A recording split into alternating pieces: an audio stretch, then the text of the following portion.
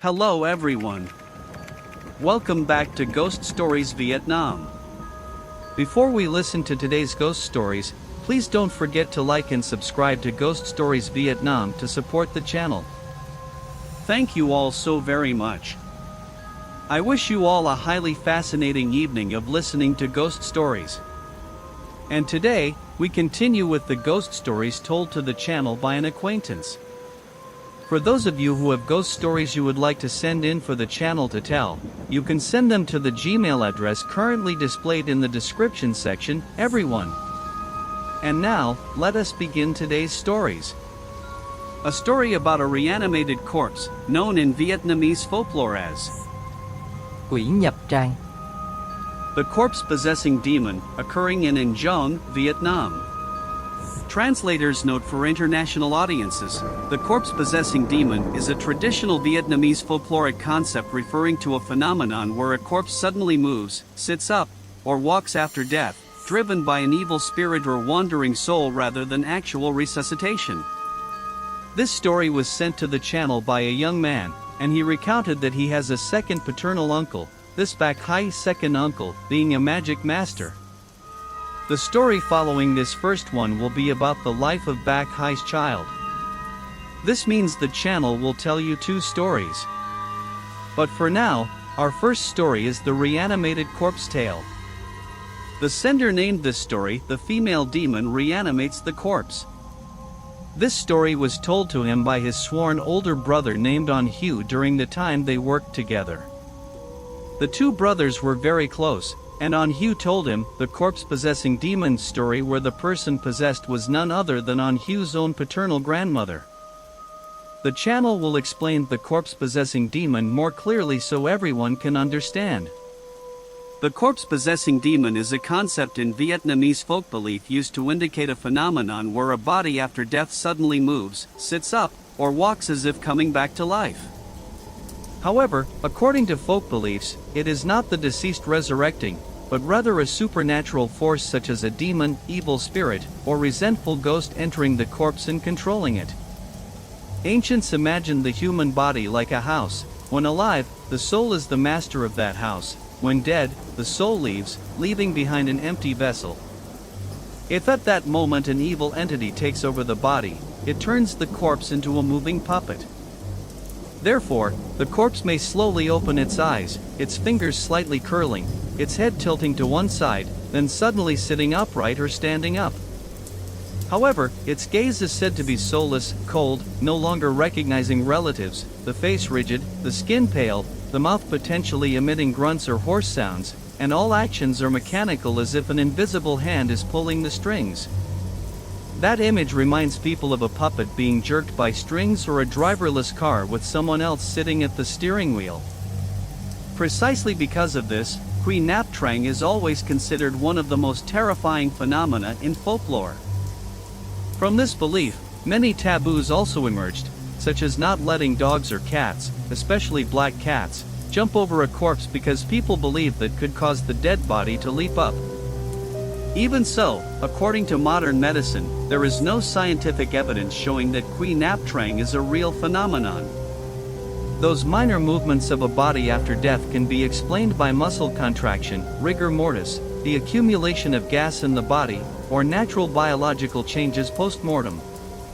However, in the quiet space of a funeral, under dim lights and in a state of grief, just a very small movement of the corpse is enough to make witnesses shudder, and through many generations of oral tradition, those phenomena have contributed to shaping the mysterious and haunting image of the corpse-possessing demon in Vietnamese folk culture. And it happened in the year 1998. An Hugh recounted that in that year, his grandmother was 68 years old. At that time, she was old and frail, so his grandmother suffered from old age ailments, everyone. Her joints ached severely. She took a lot of medicine and went for various treatments, but it did not alleviate. She just suffered from joint pain all day long. Coincidentally, on that day, An Hugh's grandmother was riding a bicycle to the market to buy food. While on her way, she met with a traffic accident. She was hit by someone. It turned out his grandmother broke her bones, breaking her kneecap completely, everyone. Therefore, when people rushed her to the hospital, the doctor said that her condition was too severe. Since she was already old and her bones were shattered like that, it would be very difficult to heal, plus her health was currently very weak, so it would be hard to survive this ordeal.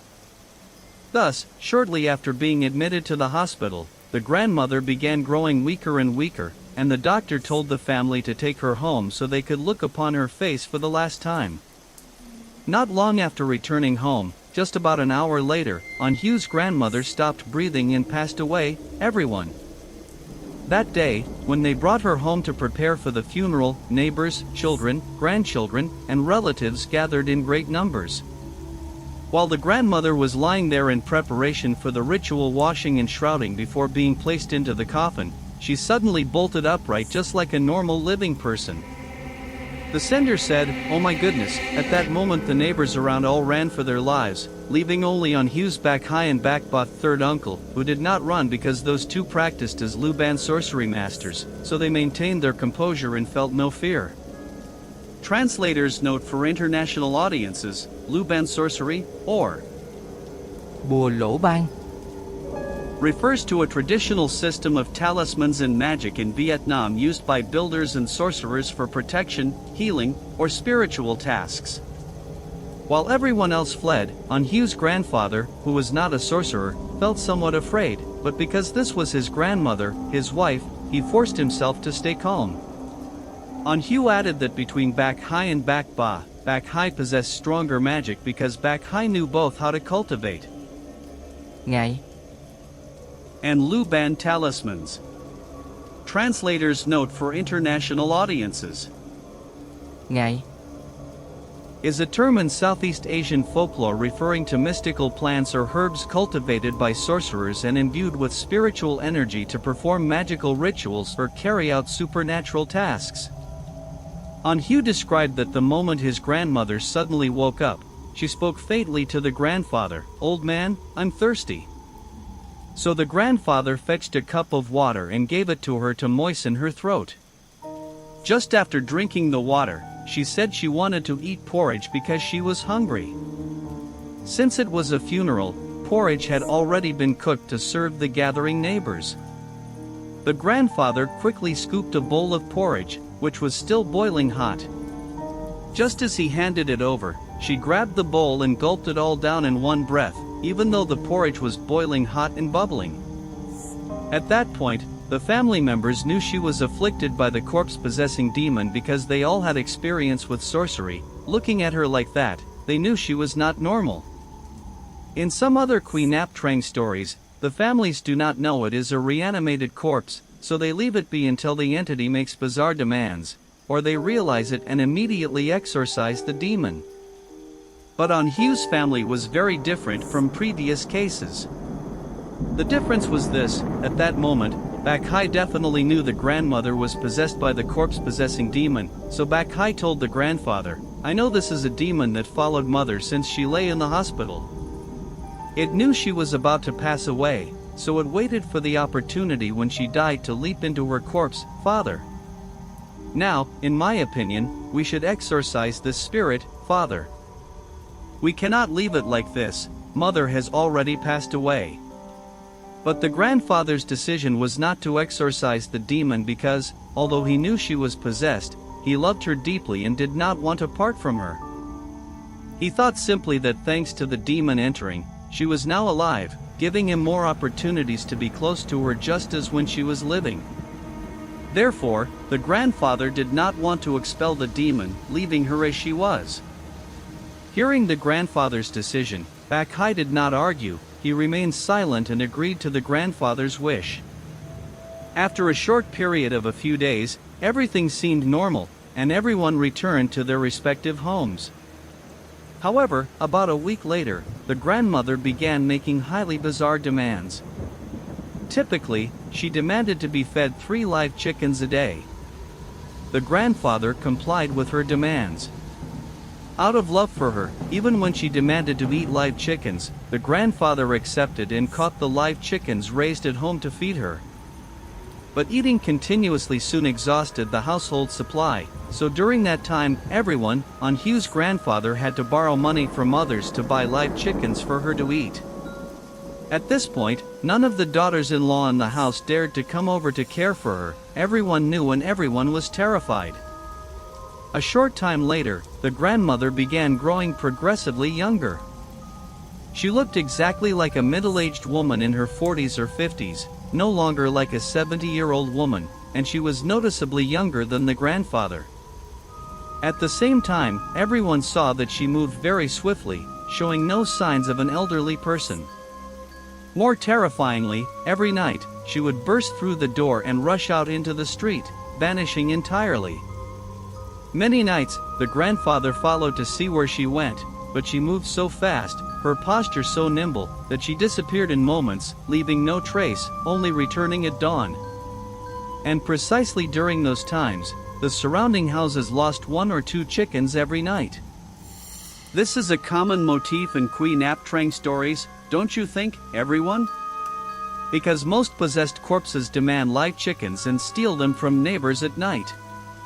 The neighbors knew their chickens were stolen by Aunt Hugh's grandmother and no one else, but no one dared tell the grandfather out of fear that she would hold a grudge and come back to eat all their remaining chickens. Because she went out to steal chickens every night, the neighbors eventually complained, saying, "My goodness, why do you let her steal people's chickens every single night?" Hearing this, Back Hai saw that things were no longer acceptable. Back Hai told the grandfather, "Now we absolutely must exorcise this demon. We cannot let it run rampant in mother's body like this, father. If you don't expel it, what if one day it goes mad and eats our whole family? Over time, as we leave it, its power will grow stronger. Soon, even third uncle and I combined won't be able to match it, and we won't be able to force it out." After a while of persuasion, the grandfather finally agreed to have the demon exorcised. Immediately, Back Hai and Back Ba set up an altar to expel the spirit.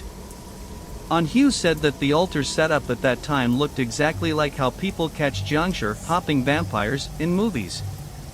Aunt Hugh hid nearby to watch them set up the altar. It was close to dawn.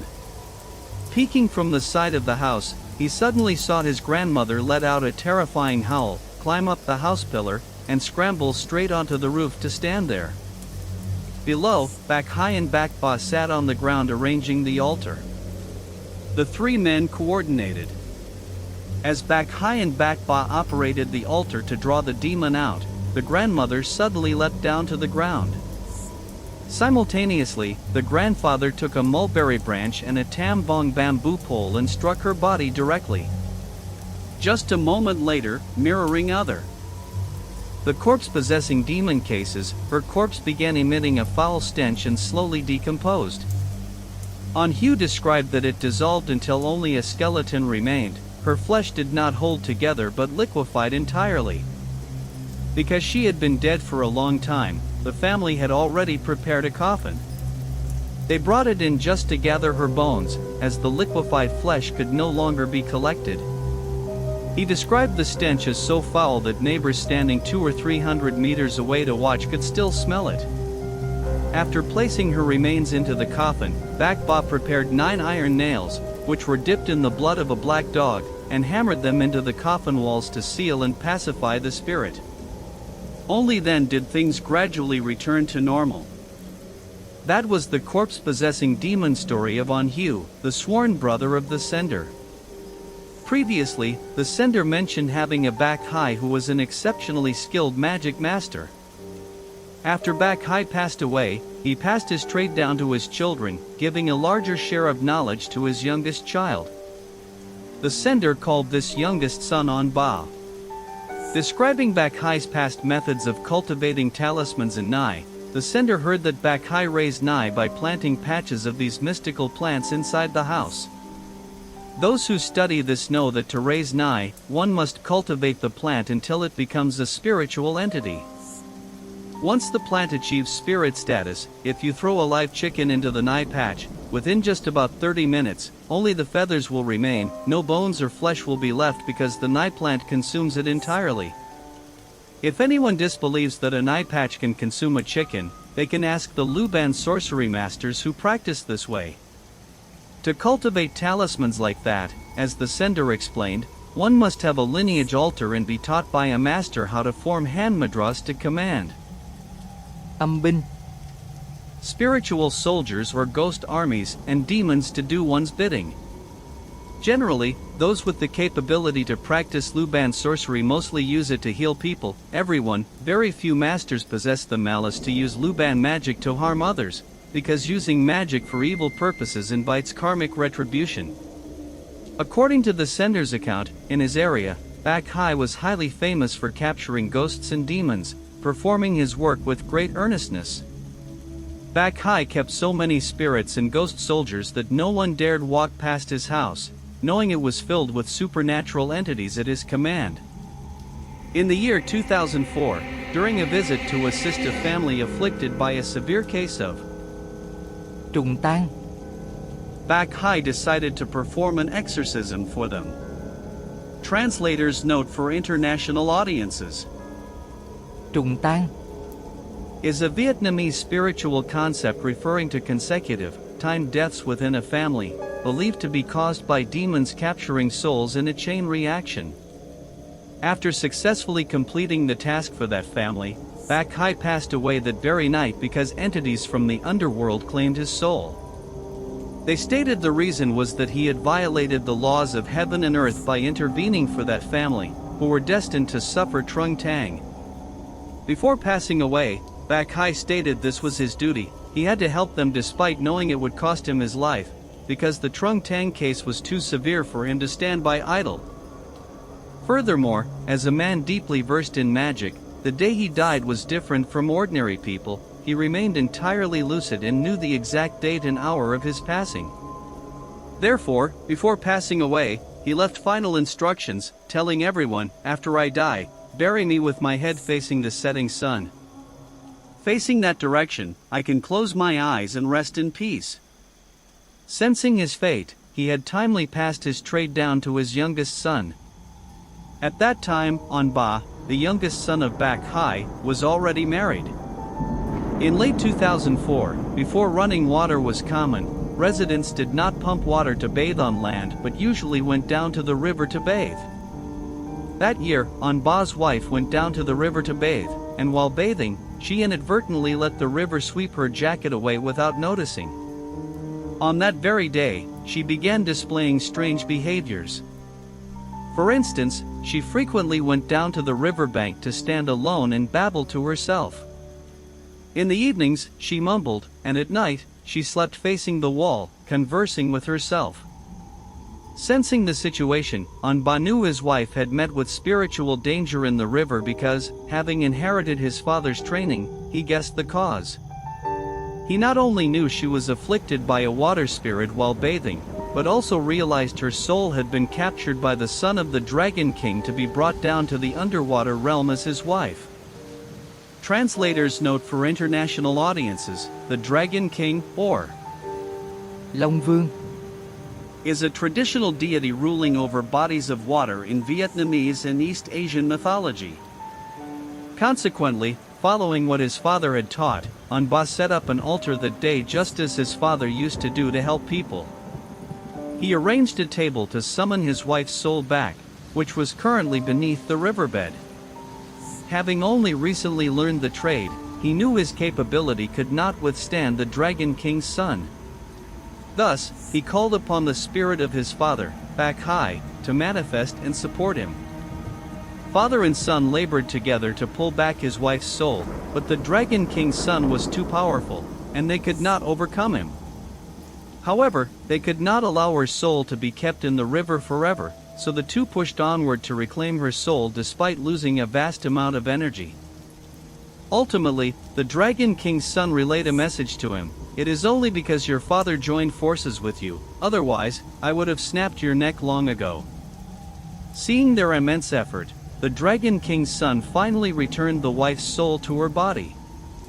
Afterward, Bak Hai's spirit told An Ba, "This afternoon, if I hadn't manifested to assist you, the Dragon King's son would have truly snapped your neck, because your skill can never match his." From that day on, Anba strictly forbade his wife from bathing in the large river, because if she stepped into the water again, the Dragon King's son would surely capture her once more. And the next story today is a demonic possession story related to the opening of Luân xa. chakras, and as for what chakras are, everyone can look them up online to learn more. Translator's note for international audiences. Luân xa.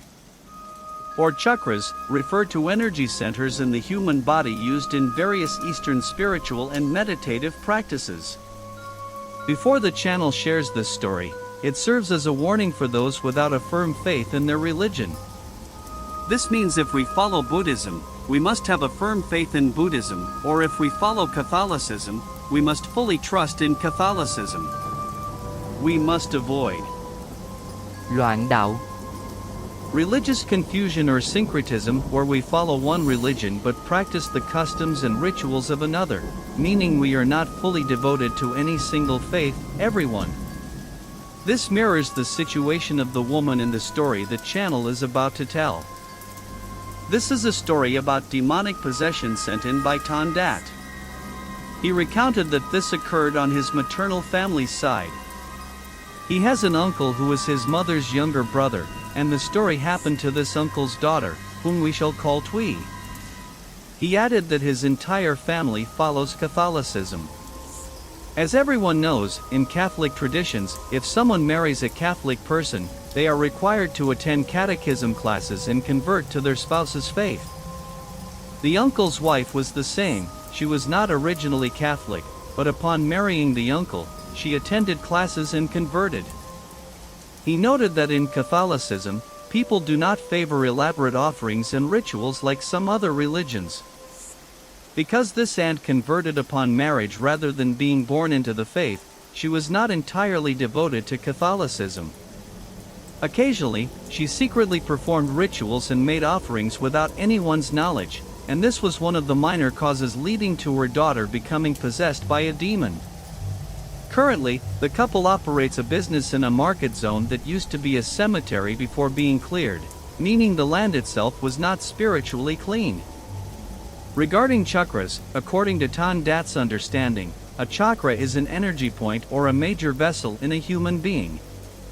When we open these chakras, it is akin to unlocking a human energy field, as it is a repository for spiritual energy that is difficult to explain. He only understood that far, and whether it is right or wrong, everyone can verify later. The events began when the aunt attended a course to open her chakras. According to the parish priest in their area, opening chakras is no different from opening the house door to invite demons inside. After studying chakra opening for a while, the aunt began bringing her youngest daughter, Tui, along to learn. Because of this study, she occasionally set out offerings, though no one knew what she was worshipping. Normally, she went to secluded places alone to make offerings, but this time she brought Tui along. Following that night of rituals, Tui became possessed by a demon. Ever since the night her mother took her to that secluded place to perform rituals, Tui began speaking very strangely. She gathered the family members and preached doctrines to them as if she were a Catholic authority. Since her family members were all Catholic, as they listened to her preaching, they realized her words were intended to subvert Catholicism, rather than the good moral teachings delivered by the parish priest. Her words were highly contradictory and bizarre. At times, she claimed Jesus Christ possessed her body to speak these words. At other times, she claimed she was originally a fallen angel cast down to earth, now reciting these dogmas for everyone to hear. But the sender noted that there is no way Jesus or any angel would possess a person and speak like a demon. Hearing Tui's words, the family grew highly suspicious, and coincidentally, the next day was Sunday, the day everyone went to church for weekend Massachusetts. Therefore, her father told Tui, "If you have received such a divine grace, let me take you to see the parish priest so he can converse with you and examine this." But Tui suddenly flew into a rage, changed her attitude completely, and refused to go. She said, "The parish priest is a highly ordinary man. How could he have the standing to speak with me?" At that moment, everyone knew 100% that Twee was possessed by a demon. Seeing that things were wrong, they took Twee to her maternal grandmother's house. The grandmother was over 80 years old but came from a deeply rooted Catholic lineage, and on her side, many siblings had entered the priesthood and become parish priests. The grandmother called the seminary the institution where people study to become priests, and presented the situation. Her brother at the seminary told her, "She is possessed by a demon now. Whatever she wants, just humor her for now, and wait until I return to arrange things." At that time, many relatives gathered at the grandmother's house. They managed to bring Twee inside with great difficulty. The moment she met the grandmother, she glared at her intently, and starting off with an aggressive phrase, she said, "Do you know who I am?" Hearing Twee's phrase and seeing her terrifying attitude, the aunts stood around praying and reciting rosaries, creating a highly eerie atmosphere. Not knowing whether Twee was possessed by a demon or some other entity, the grandmother handed her a cup of holy water. This water has been blessed at church and is typically given to the dying. When handed the cup, Twee refused to drink, saying to the grandmother, "You intend to test me, don't you?" During this time, everyone continuously recited prayers loudly throughout the house. Twee kept backing away from everyone, uttering phrases like, "I shall forgive your sins." She even shouted at everyone, "You are performing acts contrary to the faith." Especially those houses displaying images of God and the Virgin Mary, those that have been blessed are fine, but those that are unblessed or photocopied pictures, I shall erase them all. She spoke such phrases continuously. The grandmother grew angry and said, "If you keep speaking, I will splash holy water in your face." The family eventually brought her to church to meet the parish priest. The priest stated that they must either take the girl to Our Lady of Tapeo or take her to Father Long, because he could not handle this case here. He explained that he was merely a parish priest and did not possess the specialized authority to handle demonic matters. The sender explained that within their church structure, there are different specialized fields of study similar to university majors. Some priests study parish management, some study theology, and some specialize in demonic matters. Ultimately, the family decided to take Twee to Our Lady of Tapeo. Translator's note for international audiences, Our Lady of Tapeo, or Đức Mẹ Tà Pao, is a prominent Catholic pilgrimage site in Binh Thuan Province, Vietnam. After staying and receiving care there for 3 consecutive months, Twee's symptoms began to subside. During her time at Our Lady of Tapeo, whenever the priest tried to interrogate the entity residing inside her body, she absolutely refused to speak. It was only when the priest brought out blessed cords that Twee showed a willingness to talk, but under the condition that no one except the priest be present. That day, the priest had brought Twee into the chapel where the grandmother, the sender's mother, and the aunts were present, so she demanded everyone be expelled so she could speak face to face with the priest. Even after everyone was sent out, she still refused to speak, stating, "There are still 2 others hiding behind the door," referring to the 2 supervisors. She still refused to talk.